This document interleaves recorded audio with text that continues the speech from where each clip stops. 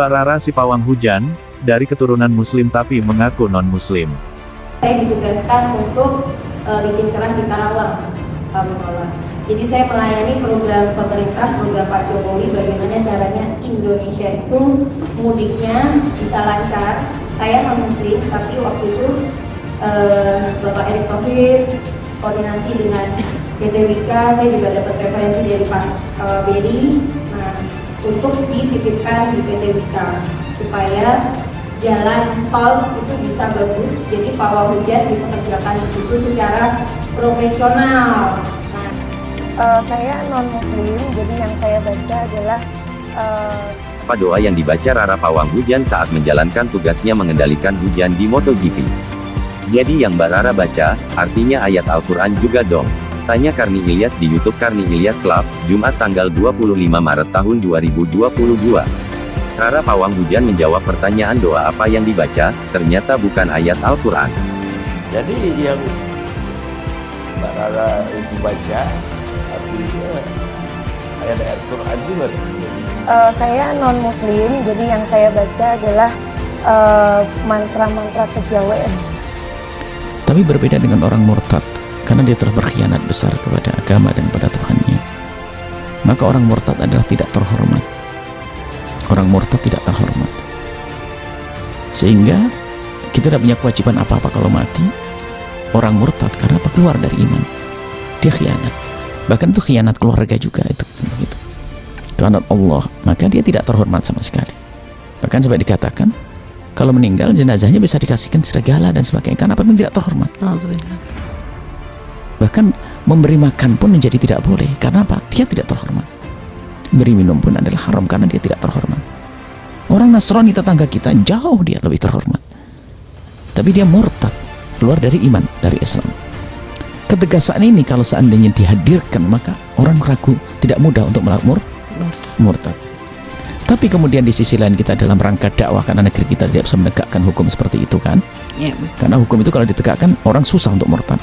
Ya, nah, karena hukumannya adalah berbahaya. Nah, maka karena negara kita semacam ini, maka tetap dalam irama dakwah mengembalikan ya tetap ada. Yang jelas itu sangat rugi dia, naudzubillah ya.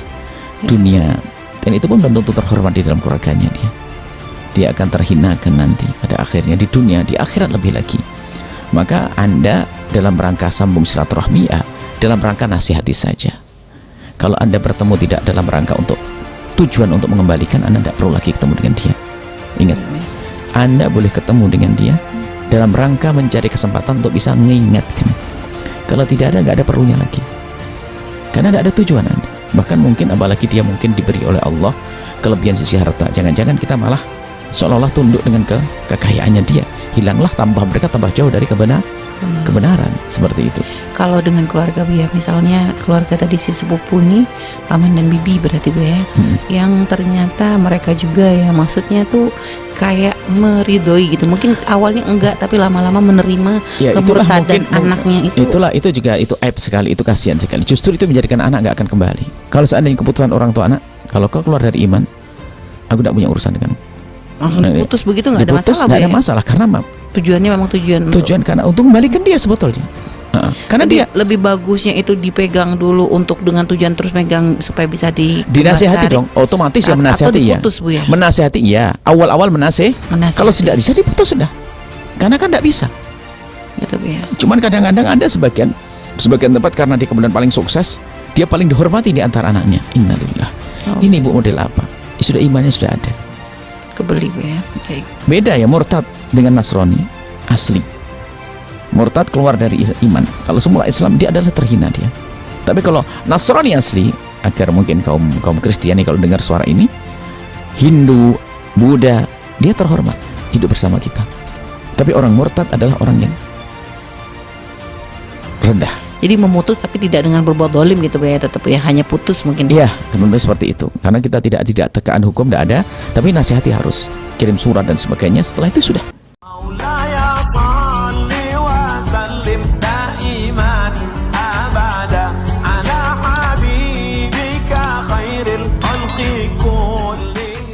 Rara Istiati Wulandari atau yang lebih dikenal Mbak Rara Pawang Hujan kembali ramai dibicarakan oleh warganet. Hal ini terjadi lantaran pesulap merah membongkar triknya sebagai seorang pawang hujan. Mbak Rara memang dikenal sebagai seorang pawang hujan. Namanya mendunia seketika setelah ditunjuk sebagai pawang hujan di acara MotoGP 2022 di Mandalika. Sejak saat itu namanya menjadi terkenal.